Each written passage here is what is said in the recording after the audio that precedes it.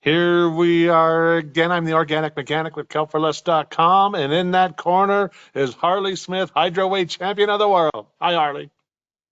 Hello. Hey, Brandon. Hey, we got, for me, this is an exciting topic we're going to discuss a little bit because it's a hard topic to grasp and a hard solution to find. And we're going to talk about phosphate, phosphorus uptake, ways to do that organically, hydroponically, in the soil, all situations. But you started off with a pretty interesting question when we were off camera here this morning. Why don't we just pick up where what we were talking about? Okay. Yeah. Yeah. With hydroponics, we're using a lot of water-soluble phosphates. So they're all ready to go as long as we keep them separate from the calcium in concentrated form. Because if put them together, calcium phosphate, insoluble. So my question to you this morning is, what are the best organic forms of phosphorus to use? Okay, organic forms of phosphorus. Now, this has plagued the organic growers community for a long time because, we can haul in rock phosphates, we can, you know, use mycorrhizae, we can do all these things to help produce the phosphorus in soils. And of course, it's slow, takes time, and you got to set yourself up for success. But hydroponically, listen to this. So we actually have a certified organic product that's 6% phosphorus, 6% P2O5 available phosphate in an organic form, and it's water soluble. It's kind of a game changer for a lot of growers. Now, it comes with, uh, like all organic things do, it comes with other attachments and other carbons and things like this, but it's not animal derived and it's not chemically derived, it's grain derived. And how this fits Mm. out, it is a soluble, we call it the triple threat. And it's actually a 6-6-6 analysis. So that there is a lot of instances, if you need some organic phosphorus, you can use this triple threat product, but you have to account for the potassium and the nitrogen as well when you're applying it. So that's the only real successful way that I found and that I've been able to introduce available phosphorus in like an organic hydroponic setting. And I don't know if you're familiar with that product or if you've used that product before, but it is a nice tool to have for organic phosphorus. Okay. This- And yeah, that's great because, well, if you're going to try to do organic hydroponics, what are you going to do for calcium and what are you going to do for phosphorus? So we Hmm. got those two right there. Well, I guess we can't do it. I guess we can. That'd Yeah. be a kind of It a, yeah, 3% because you're not, it's not super concentrated, but you use it at a higher dose maybe than you would some others. Um, all right. exactly. So you Exactly. just have to use it. So a lot of growers we work with that, triple 20s are real popular, all purpose, miracle grow type, throw in. So for a lot of the people that use miracle grow or triple 20 or something like that, on the synthetic side of things, this is a really good organic natural replacement for that. And we tell people, if you're in an environment and you know what you're doing, you can really put a lot of this on and get those levels up, to very close to what triple 20 would be, but without the salt. That's the thing. The salt is not in this. Um, anyway, very versatile product. And again, it's just a tool. It's not going to solve everything. And if you are doing it with feed regimens in your water dosing, you're going to have to adjust and account for the additional elements that are in that if you're strictly looking for the phosphorus. So with everything, there's pros and cons and there's gives and takes, and this product is one of them. But a multi-purpose, uh, you know, great soluble product with some soluble phosphorus in it. Yeah, that triple threat is a good tool. Hmm. Yeah, the one of the things that I've noticed with in the hydroponics world, conventional, like where I come from, um, is a lot of growers are maybe even unintentionally using too much phosphorus. Mm. Okay, more than what the plant needs. The plant doesn't need a lot of phosphorus. We tend to think it needs, we got to get these high levels of phosphorus if you're going to get fruit and flower production. Not true. I mean, we could use one Yeah, fourth of what we're conventionally thinking as targets in hydroponics and still get just the same results. And adding more phosphorus is not going to improve quality. What's going to happen is you just raise it up to higher levels and the plant's not going to use it. You're just wasting it. So that's something I've been very conscious of over the years. For example, I have hard water at home.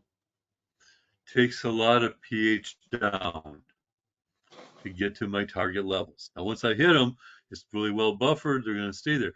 But if I have a fertilizer that's high in phosphorus, and then I add 10 times more phosphoric acid than I would in the city, now I got more phosphorus, and then I add a pK boost on top of that, more phosphorus.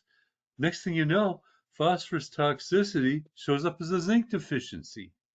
So I get zinc deficiency, then if it gets worse, there's iron deficiency. And what did I gain from that extra phosphorus? Nothing.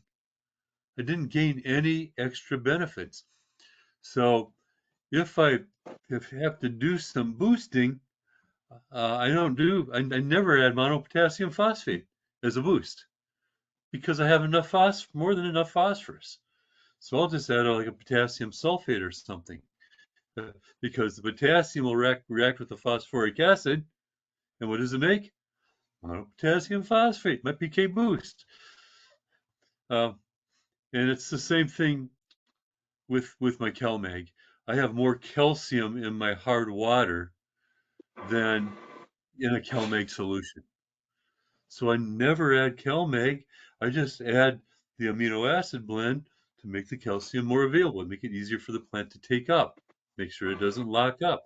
So there's two products right there that I never have to use, but I can grow extremely high quality crops with it. As far as absolutely. You brought up a great point too, because a lot of growers too, they look at pH down, and sometimes people just don't know what they're using in pH down, and many of them are phosphorus based, phosphoric acid, and so they don't account for their nutrient dosing in the pH down. Common problem that just kind of creeps up on people. Just because they don't know. Look at the labels, read what's on there, adjust your regimen accordingly. But a lot of times you just look at a pH down bottle and it just says X amount percent phosphoric acid, and they really don't give you an NPK ratio on the percentage that's in it. So it's hard to calculate that for a lot of yeah, growers. yeah, it is. I do. If I'm working with commercial growers, we calculate it.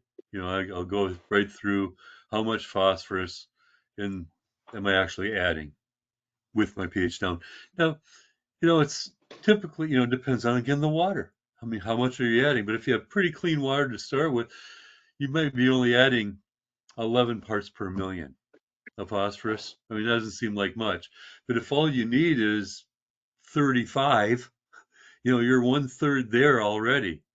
And then you're adding more and more and more. Again, it's a waste.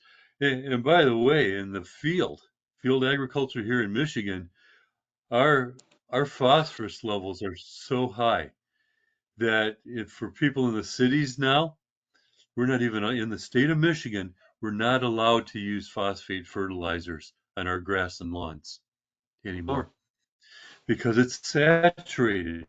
Even if you added manure to to the soil. After it's saturated that way, one good rain is going to wash that phosphorus into the rivers and into the streams. So we can't even use it in the cities anymore. The farmers can because it's more of a limiting factor for them. But to me, that's where the next thing comes in: the phosphorus solubilizing bacteria and the mycorrhizal fungi. Because if our soils are saturated with phosphorus, why don't we unlock the phosphorus that's there so the plants can take it out? That's what it's there for, instead of having it wash into the streams. So there's an answer there too, for our yards.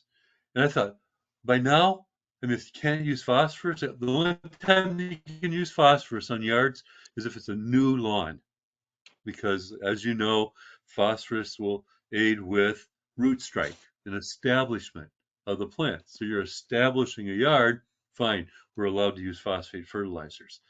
But after that, it becomes a waste or becomes a pollutant. And by the way, I see that too every summer. I haven't seen it quite yet, but every summer we get these algal. We're in the Great Lakes states, so there's Hmm. parts of the lakes that just get algal blooms, and they say what's caused from that? It's runoff from fertilizers. And why is there runoff from fertilizers? We're using too much. It's locked up and then it goes away, and the plant doesn't even use it. And now we have pollution. So there is an answer. There's more than one. There's looking at, I think two main parts is like what you're saying, to have some organic solutions that are soluble, to use the right dose, the right dosage, and to do what we can to make it more available to the plant. We do those three things, we can solve a lot of problems and have record yields with at lower prices. There you go.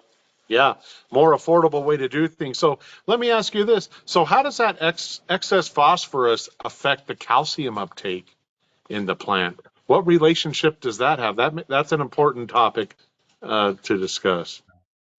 Yeah, that's a good one. When I started out, I talked about we in hydroponics typically we have two parts, a part A and a part B for grow, Mhm. A and B for bloom. The part A has all the calcium. It's usually in the form of calcium nitrate. Sometimes they'll add iron to it too, and a few other trace elements, but mainly calcium. In the part B, they have the phosphates and the sulfates, all of them. If you try to put the two of them together in concentrated form, the calcium reacts with the phosphorus and it makes calcium phosphate. That's 95% insoluble, so it just would precipitate out. If you put the calcium and the sulfates together, it'll make calcium sulfate. That's what gypsum, that's what plaster of Paris is made of. 98% insoluble. So you have to keep them separate in concentrated form. Now, once you dilute them down, the water molecules kind of act as a buffer and they push the positive and negative ions apart so they don't react as much. But I see it though in my hard water because I already have a lot of calcium in it. When I add my phosphoric acid, I could literally see crystals of calcium phosphate forming in the water, little crystals and sparkling like snowflakes. And I can literally see them start to fall out of solution. And over time, I get a lot of lime scale in my pumps. I get lime scale in my emitters. It starts clogging things up. I can't even scrape it off of the sides of the reservoirs because it's so thick. It's hard to work with. I can use. Oh, by the way, if you a real quick and easy way to get rid of some of that lime scale is vinegar. Really simple, inexpensive. I can take a pump that's clogged up, a submersible pump that doesn't even work anymore, barely, put that in a bucket of vinegar, run it for 30 seconds, then take it into another bucket and run just clean water, and it's like it's brand new. So I mean, you can clean it afterwards, but that calcium that's locking up with the phosphates or sulfates or just calcium carbonate, um, that's unavailable to the plant. So you're locking up calcium and you're locking up phosphorus. You're Yeah, locking what both you're of them doing, up. you're making rocks. You're making rocks with liquid, and then you're turning the rocks back into liquid with another liquid. I mean, that's amazing, Harley. Yeah, That's like turning water into wine. yeah, yeah. And we've talked many times, and I'll say it again one more time. Amino acids are the solution there for hard water because they're chelators, intermediate chelators. So it'll the amino acids will bind to the calcium. So you add the phosphoric acid, they split it. It burns off the bicarbonates as carbon dioxide and water. But instead of reacting with the calcium, it will chelate the calcium with the calcium ions. So then they don't lock up with the phosphorus. So they stay soluble. Plus glutamic acid and glycine, how many times have I said this? Stimulate root cells to open up calcium ion channels so the plants will take up calcium hundreds or even thousands of times more efficiently. So at the end, there's no lime scale. All that calcium that was in the hard water turned into fertilizer. And better than fertilizer, it turned into water soluble fertilizer that the plant will take up much more efficiently. You get stronger stems and leaves, stronger plants, higher bricks. So Yeah, in the proper that ionic form. Yeah, yeah, in the proper ionic anyone, form. yeah, anyone that is using hard water should use in hydroponics should use a hard water nutrient to start with that compensates for the amount of calcium and magnesium in the water, and also use amino acids. If you do, you will see a significant improvement in your grow. In other words, you turn your lemons into lemonade. I have hard water full of minerals, and instead of causing problems, I'm growing better than average plants. No, that's right. That's right. Now let's take that to the plant level. Now, what happens if your parts per million of phosphorus get extremely high in the plant, almost to the point of phosphorus toxicity? We know that the zinc and iron and all that stuff. But now how does that translate into the calcium uptake by the plant when the phosphorus parts per million are so high? Yeah, well, you will see if you looked at a curve, especially for yield curve and response. You'll see as you add phosphorus, it goes up in yield because phosphorus is a very important essential element. It's the energy element. It's part of ATP. Anyway, so you'll see the curve go up. You add a little more, it goes up again. Then you get to what I call like a plateau point, and then it starts to level out. You add more phosphorus, you don't get more yield. You add a little more, you don't get more yield. You add a little more, you don't get more yield. And then you get to a high end where it becomes toxic, and the yield actually goes down. So it goes up, you keep adding more, it just levels off. It doesn't improve yield, doesn't hurt anything in that range, but you're wasting money. You're putting in fertilizer, and then again, you're adding the potential for using too much at some point where it hurts the plant by causing toxicities. Um, so you can go to high levels, relatively high, and not hurt the plant, but you're not helping the plant. But then again, if you start locking up calcium or some other cations or iron will lock up with phosphorus too. That's why I put my iron in the part A in high concentrations. And then the iron becomes less available, and you know how important that is too as a trace element. So why do it? Why try to use too much of something just because you're under the impression, the myth in your head is, oh, if you want yield, you need more phosphorus. So yeah, we talked about iron just the other day, how important that is for chlorophyll production, electron transport chain, uh, cellular metabolism, and so forth. So why limit it or Hmm. even have the potential? Hmm. Well, Yeah, exactly. yeah, I mean, this is more of a philosophy, you know, but phosphorus is a limited resource. We think, oh yeah, the phosphorus is just there's unlimited amounts. Not true at all. You know, we have less available phosphorus for use on this planet than we do oil. And we think, Mm. well, eventually we're going to run out of oil. Guess what? We're going to run out of phosphorus before we run out of oil. And we're going to have, because all the phosphorus runoff we talked about that go into the streams, it doesn't recycle like some of the other elements. It doesn't go back into the air, back into the ground. It literally just flows downstream and eventually it's deposited in the oceans. And then it's there, it's gone until, so I mean, it could all, maybe some volcanic uplift or something eventually, but eventually we're going to have to go harvest the phosphorus from the oceans, and it's going to become, if we're going to feed the planet. So why are we wasting it? If we know that we're going to run out, maybe not in our generation, again, this philosophy, this is downstream, but I mean, literally downstream, but why can't we conserve now? For our benefits and for the world's benefits.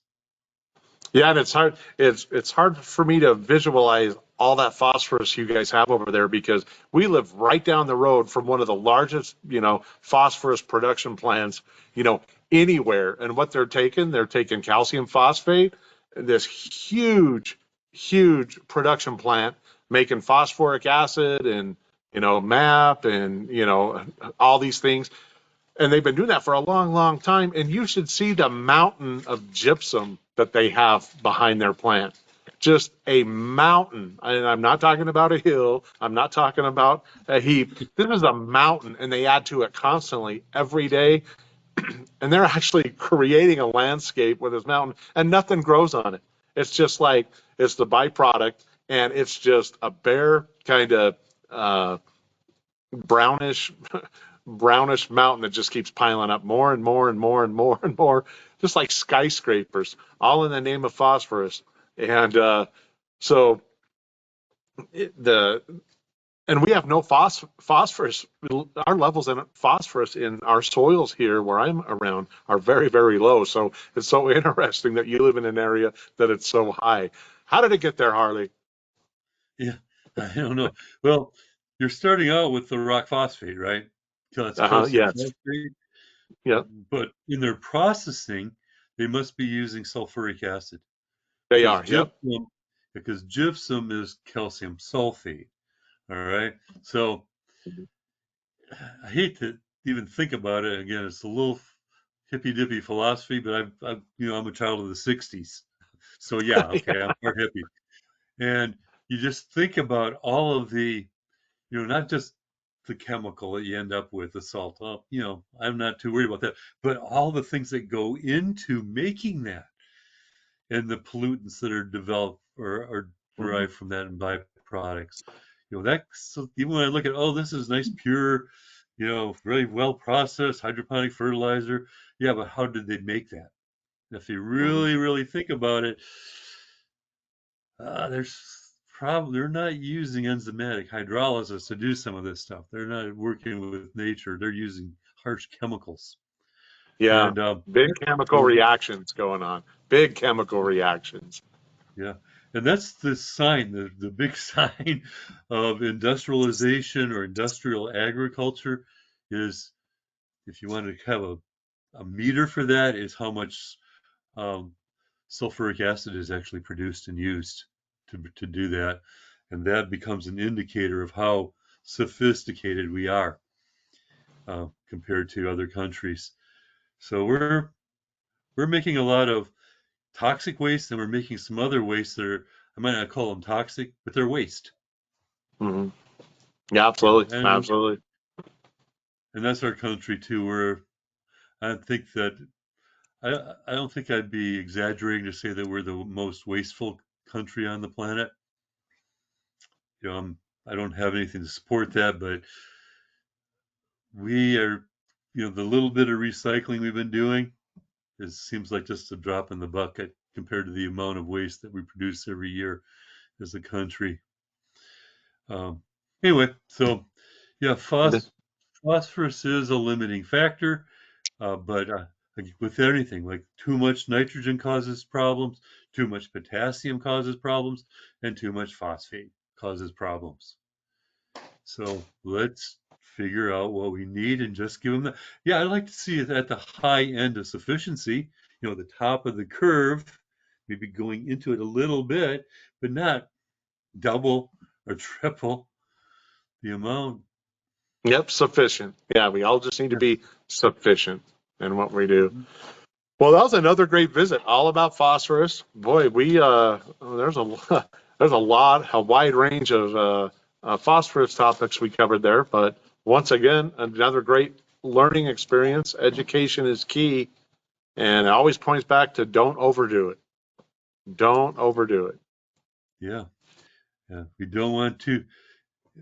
The Canadians have been contacting me again as usual. I have a lot of friends in Canada.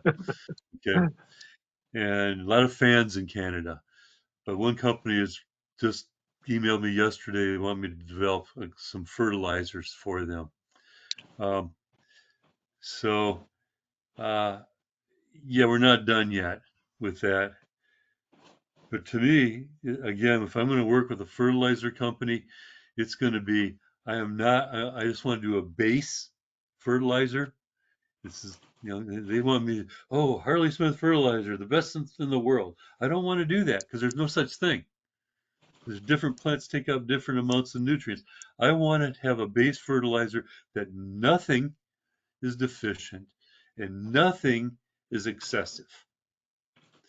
So it's say if you want a Harley Smith fertilizer, we're going to give you one that's in the middle of the road, or at the most the high end of sufficiency. And then let them, according to science, according to leaf analysis, soil analysis, water analysis, then we fine tune it at the local level. So they're not going to like me probably again because they're going to say, no, we want one that, in any crop, in any situation, you're going to get the Yeah, best possible yeah, yields ever. And I'm just going to uh-uh, say, you know what? I can't do that. Nobody yeah. can. It's not even possible. But anyway, again, middle of the road is good. And then we Yeah, have keep all me the up to date additives. on that. That's And interesting. then Keep me up to date on that. yeah, and then go to Kelp4less to get your supplements to dial it There you in. go. Yeah, there I you got go. Yeah. Every plant's yeah, different. Every variety's different. Everything's different. Yeah, you got to be able to adjust when you need to. There's no perfect remedy. Well yeah, said. and I'd rather be have a base on the lower end because you can always add more of something that's lacking, but you can't take out something that's in excess. Yeah, that's So exactly right. I've learned that in my years of wisdom. I figure, okay, yeah, I've learned my lesson there. Because if I have to add less, we got to make a whole new batch, a whole new labels, whole new everything. Okay, never mind. Well, I will say keep too, me up to tonight's my date.